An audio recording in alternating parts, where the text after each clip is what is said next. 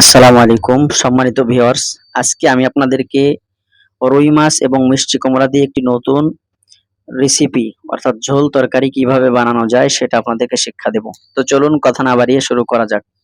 সর্বপ্রথম আমি এখানে কুমড়া কেটে নিয়েছি সুন্দরভাবে একটু বড় করে ঝোল তরকারির জন্য। আপনি যেভাবে খুশি সেভাবে কুমড়া কেটে নিতে পারেন, একটু বড় করে কাটবেন। তারপরে আমি এখানে মরিচ এবং পেঁয়াজ বাটা নিয়েছি। এবার আমি কড়াইতে তেল দিয়ে দিলাম। তেল কিছু সময় গরম হওয়ার পরে আমি পেঁয়াজ বাটাটা দিয়ে দিয়েছি। এরপরে আমি কিছু সময় পেঁয়াজ বাটাটা ভেজে নিব। ভেজে নেওয়ার পরে তারপরে আমি রসুন দিয়ে দিলাম হালকা একটু। যেহেতু আমার অল্প তরকারি এজন্য অল্প একটু দিয়েছি। এটা নেড়ে নেওয়ার পর কিছু সময় পর আমি এই যে মরিচ ঢেলে দিলাম। ঢেলে এবার এগুলোকেও একটু মিক্স করে নেব তেলের সাথে।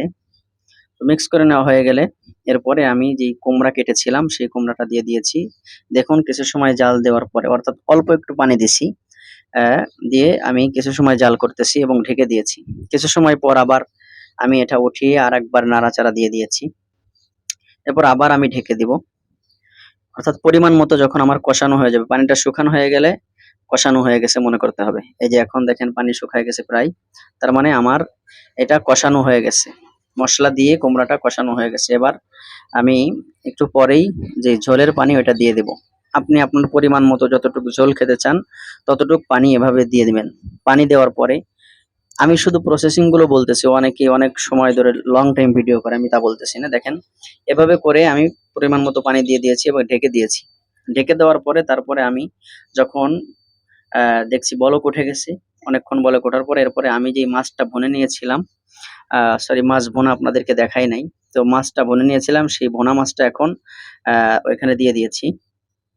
দিয়ে দেওয়ার পরে এভাবে আমি কিছু সময় রেখে দিয়েছি। আহ অনেক সময় পর্যন্ত, যত সময় পর্যন্ত আমার কুমড়োটা না সিঝবে এবং মাছের ভিতরে মশলাটা না যাবে, অত সময় পর্যন্ত আমি এভাবেই দেখেন রেখে দিয়েছি। আহ, আপনারা ইচ্ছা করলে ঢেকেও দিতে পারেন। তো আমি ঢেকে দেই নাই, আমি আহ, এভাবেই দিয়ে দিয়েছি। দেখেন, তো ভিউয়ার্স এভাবেই আহ, আপনারা খুব রুই মাছ দিয়ে মিষ্টি কুমড়া মজাদার করে রান্না করতে পারেন। কার কার কাছে আজকের রেসিপিটি ভালো লাগছে, তাহলে যাদের কাছে ভালো লাগছে তারা আমার ভিডিওতে লাইক দিবেন, আমাকে সাপোর্ট করবেন। এবং আপনাদের কাছে ভিডিওটি কেমন লেগেছে আপনারা আমাকে জানাবেন। আর চ্যানেলে যদি নতুন হয়ে থাকেন, সাবস্ক্রাইব করে না থাকেন, তাহলে সাবস্ক্রাইব করবেন। আর যারা সাবস্ক্রাইব করেছেন তাদেরকে জানাই অসংখ্য ধন্যবাদ। ঠিক আছে, দেখা হবে আগামী ভিডিওতে।